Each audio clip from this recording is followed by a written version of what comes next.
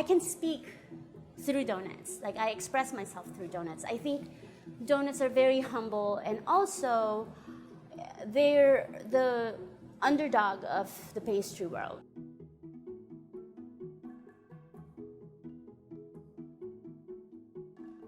I'm Madame Donut, and I own Donut Dynamite with my husband. We live and work here on Maui. We opened our store about 7 months ago in the town of Wailuku. When I tell people I wanted to make donuts, they're like, really? You're a CIA-educated pastry chef, you want to make donuts for a living? And I say, yeah, because I'm gonna change the world through donuts. I wanted to change people's view of something that could be so simple and humble and not usually regarded as something regal. When I decided to start a donut business, I thought we'll make brioche style donuts. Brioche is pretty much in the same family as croissants, which was my first baking project. It's actually called the rich man's bread in the pastry world. It's an enriched dough. It has a lot more eggs and butter than any other dough out there. That challenge of making the donut amazingly flavored and better texture than most donuts that you get out there, and make it elevated to the type of food you would get at a high-end restaurant. To me, I wanted that donut to have that turnaround, like, hey, it's humble, but then it's also so luxurious.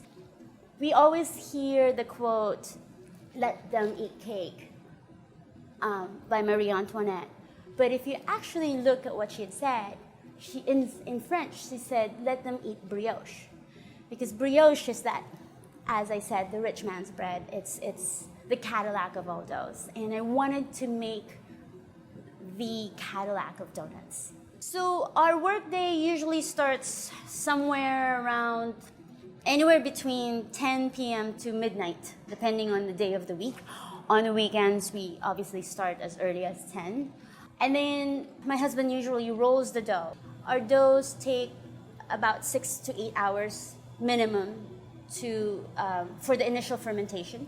So I mix the dough, and then basically let it sit in the refrigerator in a cool room for about 6 to 8 hours to let the butter set. The doughs have to rest for a few minutes, anywhere between 45 minutes to an hour before we can cut them. We cut them, we proof them, we fry them, we cool them, we glaze them. By the time all of these are done, usually it would be around 5 o'clock in the morning. And usually we stay open around 1 p.m. That's the goal. But oftentimes we sell out by 10:30, then we shut down. But the work's not done, because once the store's closed, that's when I make my dough.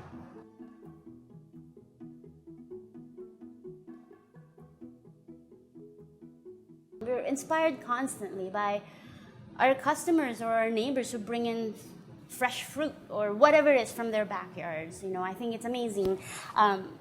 We change our menu every day based on what inspired us that day.